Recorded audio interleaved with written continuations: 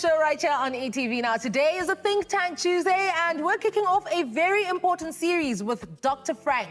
And this series is on financial stress and mental health. Now, October is Mental Health Awareness Month, and what better time to talk about how our finances can impact our overall well-being? Well, let's start by understanding what financial stress really is and how to spot the signs early. Dr. Frank, thank you so much for joining us today. Fantastic, and what an important topic. It is extremely important because I think a lot of the time, we make jokes about it, Yes. that, I'll be happier if I have money. Yes. But the reality is that when you are in financial stress, that ultimately does work on your mental health. It does, right? indeed. Let's then talk about that.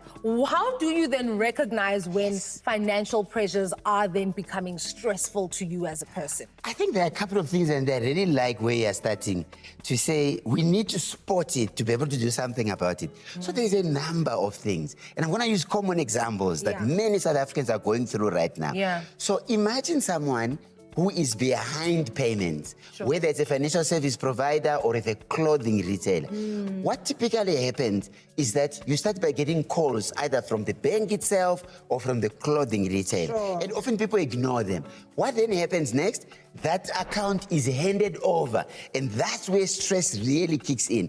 When it's handed over, it's now with some legal firm, and they start phoning, and often nice at the beginning and a little bit threatening later, where they start talking about things like you'll be blacklisted if you don't pay. And that's one example of how falling behind in payments can lead to constant contact by debt collector, and that can be stressful. Let me do two quick other ones.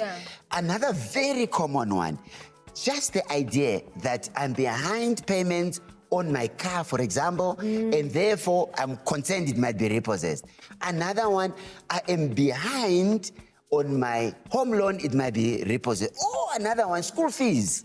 Or just not being able to put food on the table. So when we're talking about financial stress, we're talking about something that is happening around finances that causes an individual to constantly be occupied about thinking about money. If this, then, if this, then. And so how to spot it if most of your time you are consumed about the consequences of your current financial situation, negative consequences. Sure, but it's not easy to not be consumed by your financial status or the issues that you are dealing with financially, right? How do you then get to a point where you are at least trying to find a balance? Because we cannot deny that these things happen, Dr. Frank. And I think the constant calls, the constant reminders is obviously what then heightens the stress, right? But we need to get into a point where we are finding a balance so that we are still operational in society. How do we get to that balance? Oh, my goodness. I love your question. We can't wait for financial stress to be over. Then we are operational or functional in society.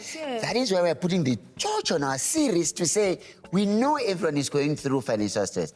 You need ways to deal with it whilst it's occupying your mind so that you'll be able to go to work, go to school, parent, be a husband, be a sibling, all those important things in society.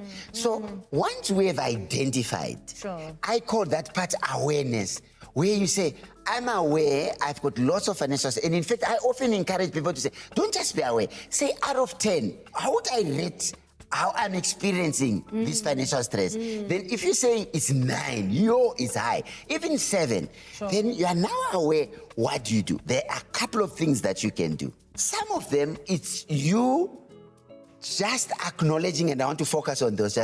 This is high. Maybe I can talk to someone about it to lessen the impact. Talking to someone could be a spouse, could be a brother, could be a friend. Just someone to say, it's tough. And the reason I'm starting there, money is taboo. People often don't want to talk to anyone. So I'm kind of pushing people to say, it's okay to talk to someone, because otherwise on your own, it's very difficult to manage. That's the first thing. So I know people say, it doesn't give you money talking to someone. What does it do? It's not fixing my financial stress. It's not fixing the direct problem. I agree. But what it does, it makes you realize there's someone who cares for me. There's someone who's willing to listen. And often when you talk to someone, they will talk about their own story, either current or, I know it happens. You're not the only one going through financial stress. Times are tough. Remember, interest rates have been high for long, so you gain perspective when you talk to someone. When you gain perspective, you may be creative on what you can do about it.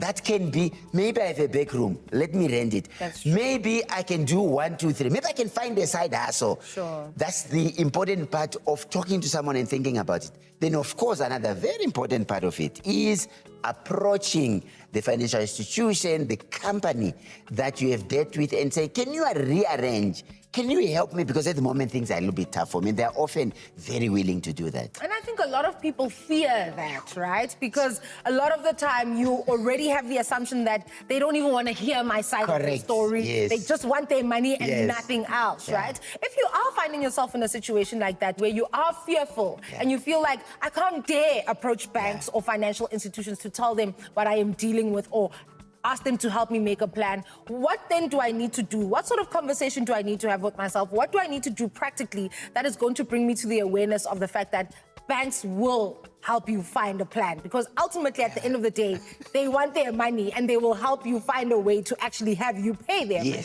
Yeah. Spot on. And so you are highlighting one of the myths that are among consumers, that they want to repossess the car, they want to repossess the house, they want to blacklist me.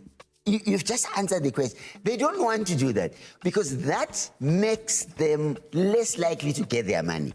So when you realize that the bank trusted you, you qualified to get the loan, the car, the house, and therefore when you're in trouble, they actually want to walk the journey with you to help you pay so that they get their money and you keep your asset. So please move away from the myth. Pick up that phone call. Even better, be proactive. Go to the branch or call them on the number that's available on all the T's and C's that provide. They say, it's a little bit tough.